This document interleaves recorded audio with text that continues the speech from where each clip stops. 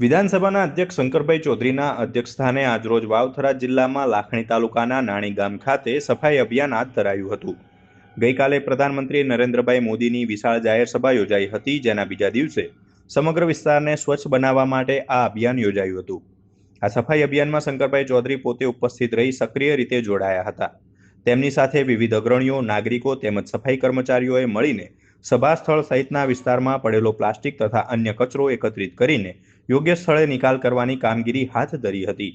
શંકરભાઈ ચૌધરીએ ઉનાળાની ગરમીને ધ્યાનમાં રાખીને પક્ષીઓને પીવાનું પાણી મળી રહે તે માટે વૃક્ષો પર પાણીના કુંડા બાંધ્યા હતા. કીડીઓ માટે શ્રીફળમાં લોટ અને ઘી મિક્સ કરી તૈયાર કરીને બનેલા કીડિયારૂનું વિતરણ કરાયું હતું.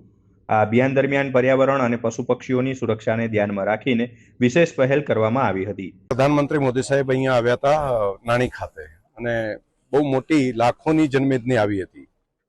તો આજે અમારા કાર્યકર્તાઓ અને ખાસ કરીને સફાઈ સાથે કામ કરવાવાળા ભાઈ બહેનો છે, એ બધાએ સાથે મળીને આજે અહીંયા પ્લાસ્ટિક વીણી અને બધાને ડમ્પિંગ કરવા માટે જ્યાં જ્યાં પ્લાસ્ટિક હોય, બાકી કચરો પડ્યો હોય, સાફ કરવા માટેનો એક કાર્યક્રમ રાખ્યો. અને અહીંયા ખૂબ મોટી સંખ્યામાં કાર્યકર્તાઓ અને સફાઈ કામ કરવાવાળું તંત્રના કાર્યકરો બધા ભેગા મળીને આજે સફાઈના એક કાર્યક્રમની અંદર અમે જોડાયા. તો એક સેવા પરમો ધર્મ અને શ્રમનો એક મહિમા છે, તો સાથે મળીને શ્રમનું કામ કરીએ એ માટે પણ આવ્યા. કામ કરવાવાળા જે શ્રમયોગી ભાઈ બહેનો છે એમને પણ અભિનંદન આપીએ છીએ. એમનું જે કામ સફાઈનું કામ છે એ કોઈ નાનું કામ નથી, એટલે અમે બધા સાથે જોડાઈને એમના ખભે ખભા મિલાવીને આ કામમાં બધા મિત્રો જોડાયા અને એક સફાઈનું સારું કામ થયું. એમના માટે પણ એક અભિનંદન.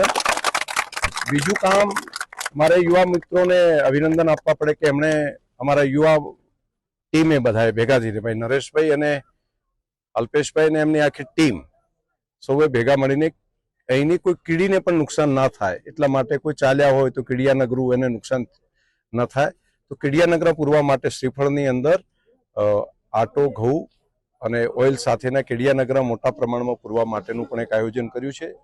સાથે પંખીઓને કોઈ તકલીફ ન પડે એટલા માટે પીવાના પાણીના કુંડા લગાડવાનું કામ એ જે યુવા મોરચાની ટીમે કર્યું છે, હું એમને પણ હૃદયથી ખૂબ ખૂબ ધન્યવાદ ને અભિનંદન આપું.